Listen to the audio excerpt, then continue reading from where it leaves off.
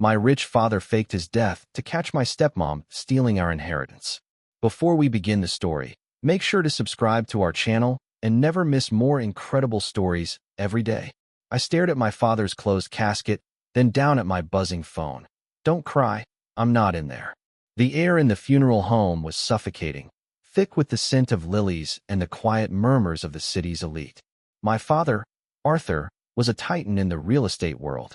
2 weeks ago, his private yacht was found wrecked against the jagged coastal rocks during a sudden, violent storm. They never recovered the body.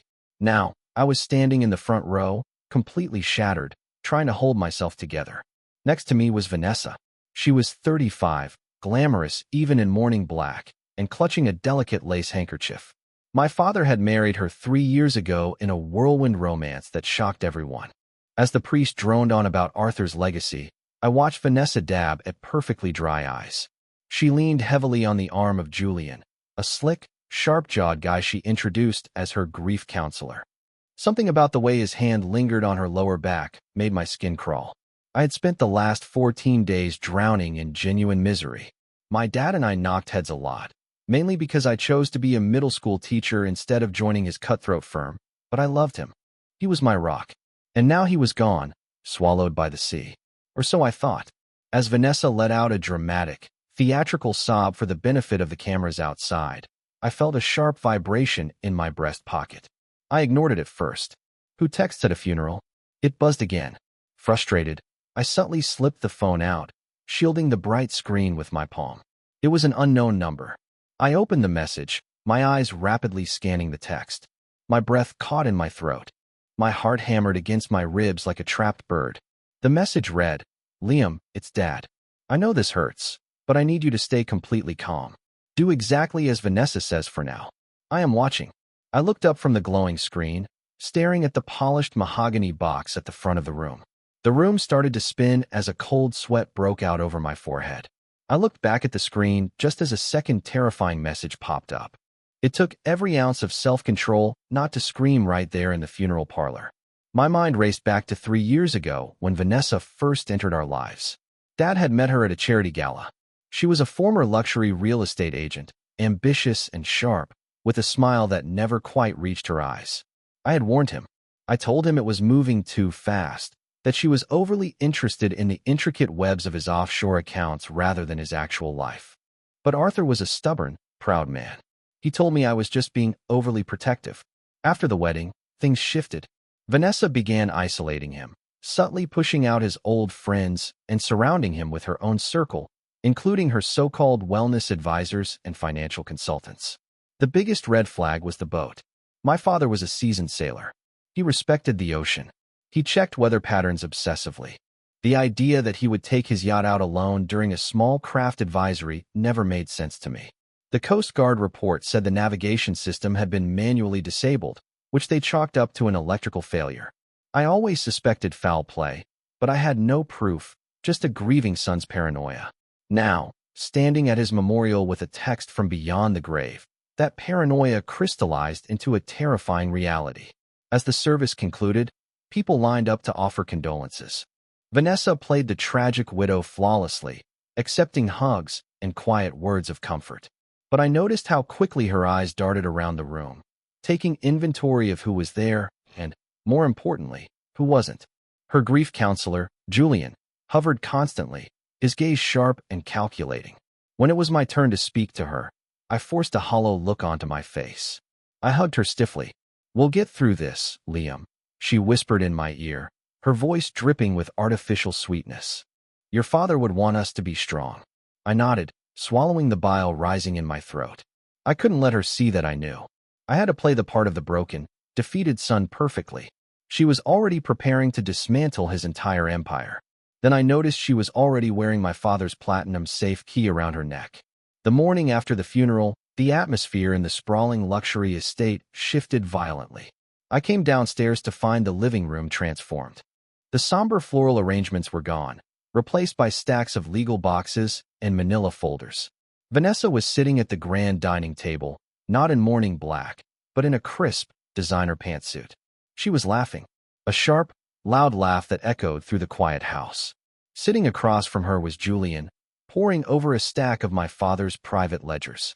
The grief counselor was suddenly acting like an aggressive corporate auditor. When I walked in, the laughter abruptly stopped. Vanessa's face hardened. "Liam, good. You're up," she said, her tone devoid of the saccharine warmth from yesterday. "We need to have a serious conversation about your living arrangements." I stared at her, playing the bewildered, grieving son. "The funeral was yesterday, Vanessa. What are you doing with Dad's private files?" Julian didn't even look up from the paperwork. "Just streamlining the transition, Liam. The estate is a mess. Arthur left things in a very complicated state." I felt a surge of pure rage. How do you look at the woman who is happily dismantling your family's future and not strangle her? "My father's lawyers handle the estate," I shot back. Vanessa stood up, her heels clicking aggressively against the marble floor. "Actually, as the primary beneficiary and sole executor of the revised will, I handle the estate now. And frankly, maintaining this massive house with you living in the East Wing isn't financially viable." She was kicking me out. Less than 24 hours after burying an empty box, she was locking me out of my own childhood home. I wanted to fight her, to demand to see this supposedly revised will, but the text from my father echoed in my mind. "Do exactly as Vanessa says for now." I had to swallow my pride and play the absolute victim. I slumped my shoulders, looking down at the floor, forcing my voice to tremble. "I just need a few days to pack my things." A knock at the door interrupted us, bringing a delivery that would change absolutely everything. The delivery driver handed me a small, unmarked brown package. It had my name on it, but no return address. Vanessa eyed it suspiciously from the dining table, her eyes narrowing. "What's that?" she demanded, stepping forward. I shrugged, playing dumb. "Just some keepsakes I ordered from the memorial service." She lost interest quickly, returning to her paperwork with Julian.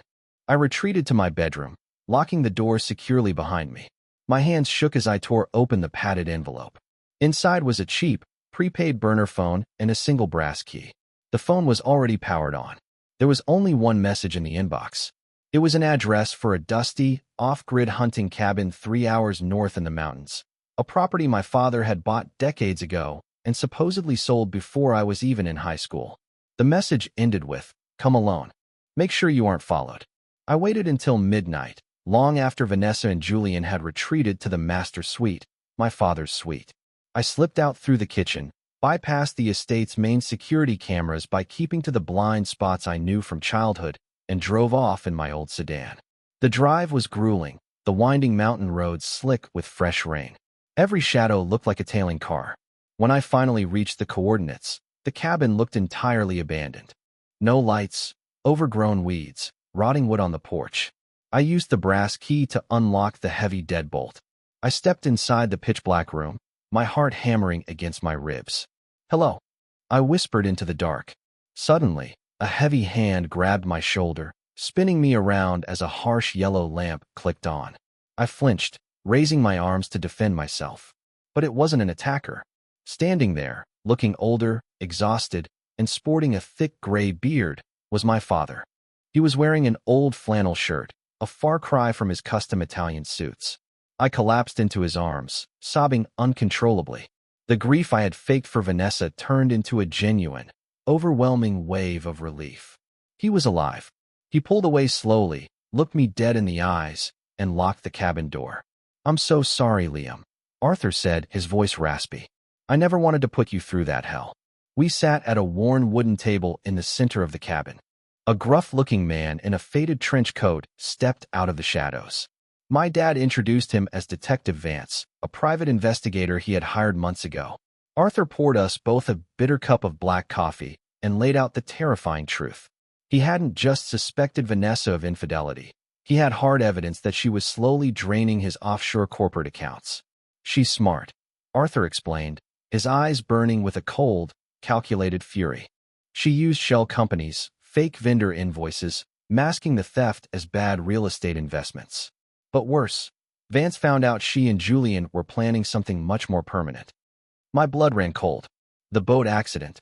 I asked. Vance nodded grimly. "They tampered with the navigation and the emergency radio. They wanted him lost at sea. Your father found out just in time, slipped away on a life raft, and let the yacht crash." Arthur slammed his fist on the table. I could have had them arrested for attempted murder, but the financial evidence was entirely circumstantial. She had insulated herself perfectly. If I just came back, she'd claim innocence, tie me up in divorce court for a decade, and walk away with half my empire. He leaned in closer. To put her in federal prison for the rest of her life, I need her to make a massive, undeniable wire transfer of the remaining stolen funds. She thinks she's won. She's going to move all the money into Julian's offshore account. I stared at him, realizing the gravity of the situation. And how do you force her to do that? I asked. Arthur looked at me, his expression hardening into stone. I don't. You do. I need you to go back into that house. You have to be my mole, Liam. You need to find their secondary ledgers and the offshore routing numbers. The thought of smiling at the people who tried to murder my father made me entirely nauseous. I took a deep breath, agreed to the insane plan, and headed back to hell. Driving back to the estate as the sun crested over the horizon was the hardest thing I've ever done. I had to bury the immense relief of knowing my father was alive and replace it with the heavy, suffocating cloak of a grieving, pathetic son. I walked through the massive double doors just as Vanessa was pouring herself a mimosa in the kitchen. Julian was there too, wearing one of my father's expensive silk bathrobes. The disrespect was so blatant, so calculated. It took every ounce of my willpower not to lunge across the marble island and break his nose. Instead, I let my shoulders slump. I forced my eyes to look glassy and dead. Morning, I muttered, shuffling toward the coffee maker like a zombie. Vanessa shared a triumphant, mocking glance with Julian. She loved seeing me broken. Did you start packing, Liam? She asked casually, sipping her drink. The realtors are coming tomorrow to appraise the East Wing. I want your things out by Friday. I nodded meekly. I'm working on it. I haven't been sleeping well. I poured my coffee and dragged my feet out of the room, playing the perfect, defeated victim. It worked. By lunchtime, Vanessa and Julian had completely lowered their guard around me. I was practically invisible to them, just a ghost haunting the hallways of an estate they now believed they owned. They left their laptops open. They stopped lowering their voices when I walked past the study. I spent the afternoon boxing up my books, keeping a mental map of their movements. Vance had told me I needed to access Vanessa's locked home office on the second floor. It was where she kept her physical files, the ones too sensitive to digitize. She kept the key on a ring attached to her designer purse. I waited until late afternoon when Vanessa went to the home gym for her daily Pilates session. Her purse was left carelessly on the kitchen counter. With trembling hands, I slipped the small, silver key off the ring. I had a narrow 20-minute window to find the evidence and get out. I crept upstairs, unlocked the heavy oak door, and stepped into her private sanctuary. The home office smelled like expensive perfume and leather. I closed the door quietly behind me and locked it from the inside. My heart was beating a frantic rhythm against my ribs. I pulled out my phone, opening the camera app, ready to document everything. I started with the mahogany desk. The drawers were locked, but I remembered a trick my dad taught me when I was a kid. He always kept a spare key taped to the underside of the middle drawer. I dropped to my knees, reached up under the desk, and felt the familiar rough texture of duct tape. I peeled it back, freeing the small brass key. I unlocked the bottom filing cabinet. It was stuffed with perfectly organized folders, mostly legitimate tax returns and property deeds. I dug deeper, moving toward the back. My fingers brushed against a thick, unlabeled black leather binder hidden behind a stack of old blueprints. I pulled it out and flipped it open. Bingo! It was a secondary ledger. Pages and pages of handwritten notes, detailing massive cash withdrawals and wire transfers to a company called Apex Holdings in the Cayman Islands. Next to the ledger was a manila folder marked Estate Transition. I opened it and felt the blood drain from my face. Inside were drafts of my father's will. But these weren't the documents his lawyers had drafted. These were clumsy, aggressive forgeries. They were practicing my father's signature. Pages of tracing paper were stapled to the back, showing his distinct, looping a copy dozens of times until it looked perfect. But that wasn't the worst part. Tucked beneath the forged will was a document meant for me. It was a complete waiver of my legal rights to the estate, heavily notarized and completely falsified. They weren't just stealing my dad's money. They were legally erasing me from the family. I rapidly snapped high-resolution photos of every single page, making sure the dates and amounts were clearly legible. I had to send these to Vance immediately. Suddenly, the doorknob rattled violently, and Julian's voice called out from the hallway. "Vanessa? You in there?" Julian's muffled voice came through the heavy wood. I froze. The camera shutter sound on my phone had been muted, but my breathing sounded as loud as a freight train. I scrambled to put the black binder and the forged documents back exactly how I found them. "Vanessa," he called out again, rattling the knob harder. "The door is locked." I locked the filing cabinet, slapped the spare key back under the desk with the remaining stickiness of the duct tape, and looked for an exit. There was no way out except the door. The room had a small, walk-in closet where Vanessa kept her expensive coats. I darted inside, pulling the louvered doors shut just as I heard the distinctive click of a master key unlocking the main office door. Julian walked in. I peered through the wooden slats of the closet door, holding my breath until my lungs burned. A moment later, Vanessa walked into the office, still in her workout gear, wiping sweat from her forehead. "Why did you lock the door?" she asked, sounding annoyed. Julian scoffed. "I didn't. You did. What's the matter, getting paranoid?" Vanessa sighed, wrapping her arms around his neck. Right there, practically on top of my supposedly dead father's desk, they started kissing passionately. It took everything in me not to violently kick the closet doors open. "We are so close, Jules," Vanessa whispered, pulling back slightly. "The lawyers are finalizing the probate transfer on Friday. The moment the funds clear into the domestic account, we wire them to Apex Holdings, and we disappear." Julian smiled, a nasty, predatory grin. "What about the kid? Liam is hovering around like a sad puppy." Vanessa laughed, a cold, heartless sound that made me shiver. "I'm serving him with official eviction papers tomorrow morning. By the time he figures out how to hire a lawyer, we'll be sipping margaritas in Monaco, and Arthur will be fish food." I pressed record on my phone, capturing their entire conversation. I had the motive, I had the confession, but I still needed the exact routing numbers. After Vanessa and Julian finally left the office, heading downstairs for lunch, I waited a full, agonizing 10 minutes before slipping out of the closet. My legs were cramping, and my shirt was drenched in cold sweat. I quietly unlocked the office door, stepped into the hallway, and practically sprinted to my room. I immediately opened an encrypted messaging app and sent the audio file and all the photographs of the forged documents to Detective Vance. Within seconds, my phone buzzed with a reply from him. "Got it. The forgery is ironclad proof of intent.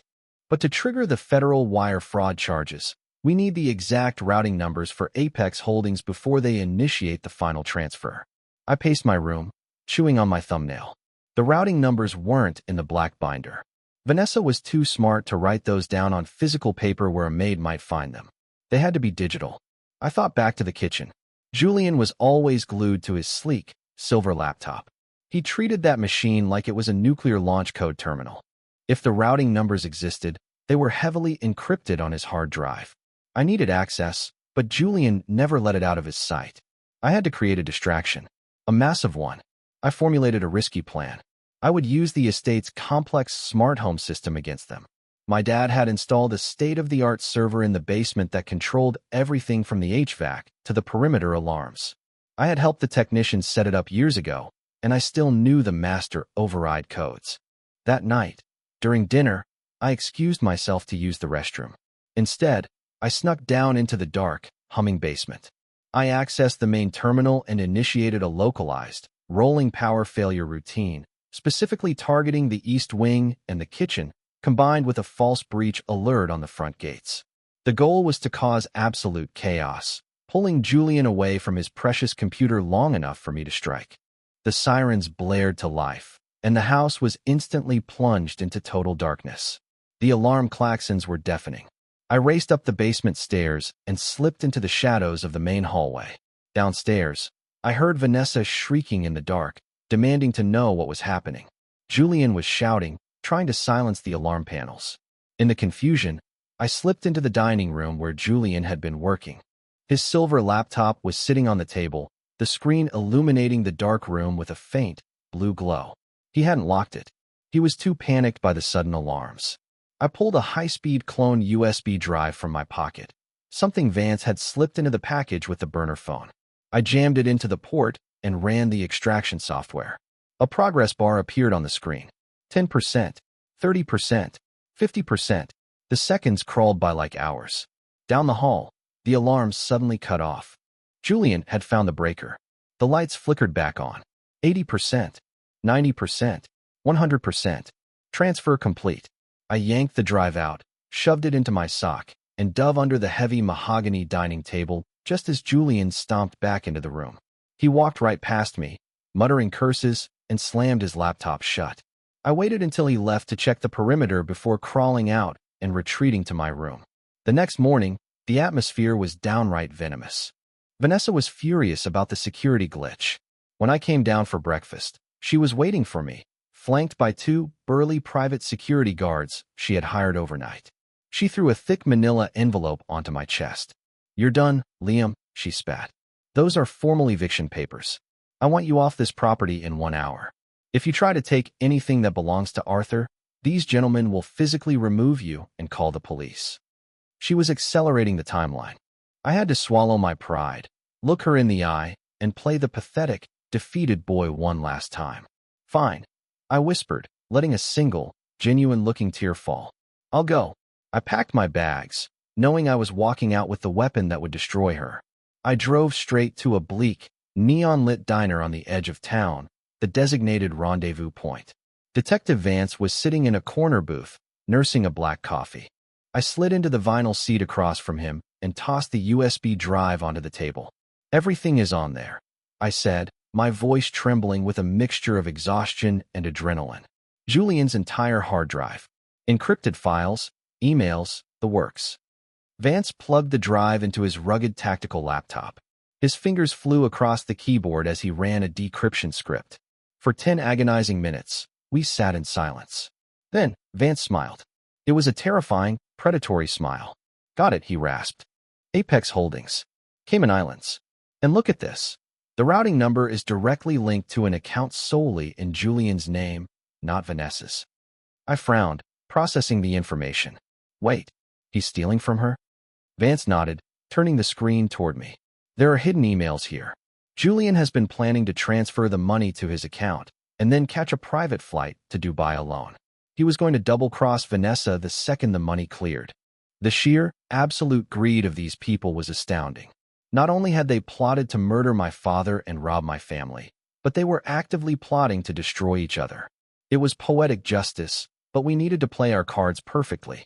My burner phone vibrated. It was a message from my dad. "The estate settlement meeting is scheduled for tomorrow at 2 p.m. at the downtown lawyer's office. Are we ready?" I looked at Vance. He nodded, saving the offshore routing data to a secure federal server and flagging it for the FBI Cybercrimes Division. The trap was fully constructed. The bait was set. Now, we just had to wait for the rats to walk into the cage. I spent the night in a cheap motel, staring at the ceiling, visualizing the moment the entire facade would come crashing down on them. Tomorrow, the mourning widow was going to see a ghost, and I couldn't wait. The downtown offices of my father's legal firm were aggressively intimidating. Floor-to-ceiling glass, polished mahogany walls, and a spectacular view of the city skyline. I arrived at exactly 1:45 p.m., wearing my best suit. When I walked into the grand boardroom, Vanessa and Julian were already there. They looked like royalty. Vanessa wore a stunning white designer dress. Morning was officially over, apparently, and Julian wore a custom-tailored suit. They were practically radiating smug, triumphant energy. A bottle of expensive champagne was chilling in a silver bucket in the corner. They thought this was their victory lap. The lead estate lawyer sat at the head of the massive table. "Liam," the lawyer said, looking surprised. "Vanessa informed me you had waived your right to contest the settlement."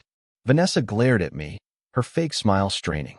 "Liam is just here to collect his meager trust allowance. Let's proceed with the primary estate transfer." I took a seat at the far end of the long table, folding my hands neatly. "I just want to make sure everything is handled properly, Vanessa. Dad would have wanted that." Julian scoffed, opening a leather folder. "Everything is perfectly legal, kid. Sign the transfer authorization. Once the funds are moved to the domestic holding account, Vanessa assumes full control." The lawyer reviewed the forged documents. I felt my pulse pounding in my ears. If Vance didn't act soon, the money would move, and it would be a logistical nightmare to recover. Very well, the lawyer said, pulling out his fountain pen. I am authorizing the wire transfer of $75 million to the specified account. Vanessa's eyes practically glowed with absolute greed. Julian subtly tapped his phone, likely preparing his own double-cross transfer to Dubai. The pen touched the paper. The room fell into absolute, suffocating silence. Suddenly, the heavy oak doors of the boardroom slammed shut, and the deadbolt loudly clicked. Everyone froze. The lawyer dropped his pen. Vanessa spun around in her leather chair, irritated. Who locked the door? Julian, go open that. Before Julian could stand up, the side door of the boardroom, the one leading to the senior partner's private offices, creaked open. The room temperature seemed to instantly plummet. Heavy, deliberate footsteps echoed on the hardwood floor. And then, stepping out of the shadows and into the bright afternoon sunlight, was my father. He wasn't wearing his mountain flannels. He was dressed in his signature, immaculate navy blue bespoke suit. His hair was perfectly slicked back. He looked powerful, furious, and very, very alive. The reaction was something out of a horror movie. Vanessa's jaw literally unhinged. All the color instantly drained from her perfectly bronzed face, leaving her a sickly, chalky white. She tried to speak, but only a pathetic, breathless wheeze escaped her throat. Julian stumbled backward, his chair tipping over and crashing loudly to the floor. He stared at Arthur as if a demon had just crawled out of hell. Arthur, the lawyer gasped, clutching his chest. Arthur, my God, you're alive. My father ignored the lawyer. His eyes were locked dead onto Vanessa with a terrifying intensity. He walked slowly toward the table, his gaze piercing through her. You look surprised, darling, Arthur said, his voice dripping with venom. Did you really think a little storm and a tampered radio would be enough to sink me? Vanessa began shaking uncontrollably. Arthur, we thought. The Coast Guard. She stammered, tears of genuine panic streaming down her face. Julian was slowly backing toward the locked double doors, frantically pulling at the handles like a trapped rat. My father stopped at the head of the table, resting his hands on the polished mahogany. You thought you won, Arthur growled. But you just committed federal wire fraud on camera. Right on cue, Detective Vance and 4 uniformed police officers burst into the boardroom. Chaos erupted in the boardroom. The police officers moved with swift, aggressive precision.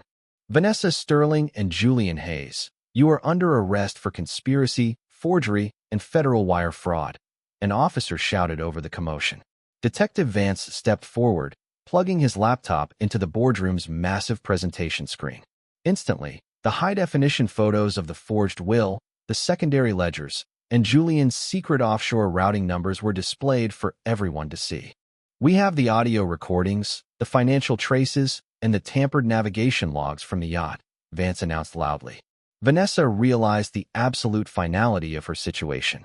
The glamorous facade shattered completely. In a desperate, animalistic bid to save herself, she violently shoved Julian toward the cops. It was him, she screamed, hysterically pointing a manicured finger at her lover. He forced me. He manipulated me into tampering with the boat. I didn't want to do it, Arthur, I swear. Julian's eyes widened in furious betrayal. You lying snake. You planned the whole thing.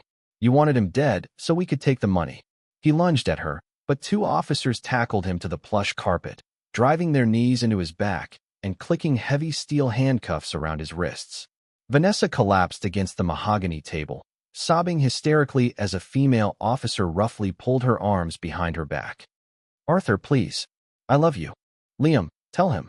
She begged, looking at me with pathetic, desperate eyes. I just stared at her coldly, feeling nothing but profound disgust. Enjoy prison, Vanessa, I said quietly.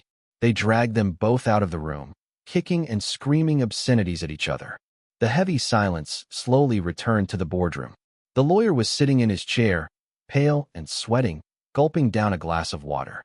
Arthur turned to me, the fury in his eyes finally softening into profound exhaustion. We had won, but the emotional cost of the victory felt incredibly heavy to carry. The aftermath of the sting operation was chaotic, highly publicized, and deeply exhausting.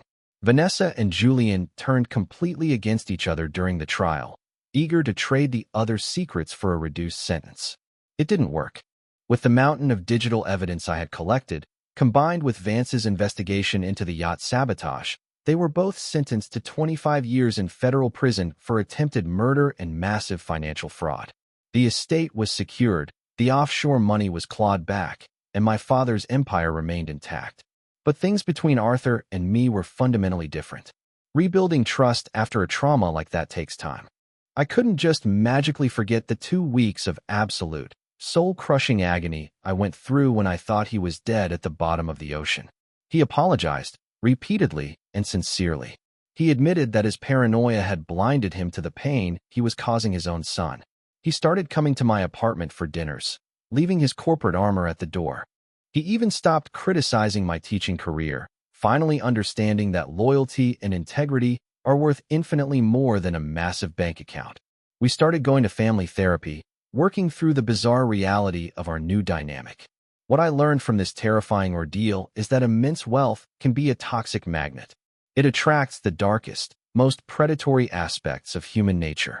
Greed destroys people from the inside out, twisting love into manipulation and family into targets. If you ever find yourself dealing with a toxic step-parent or sensing that something in your family dynamic is fundamentally wrong, trust your instincts. Do not ignore the red flags just to keep the peace. Document everything, protect your own mental health, and never let anyone erase your worth. The truth, no matter how deeply buried, will always find its way to the surface. After all, sometimes you have to play dead just to see who truly loves you.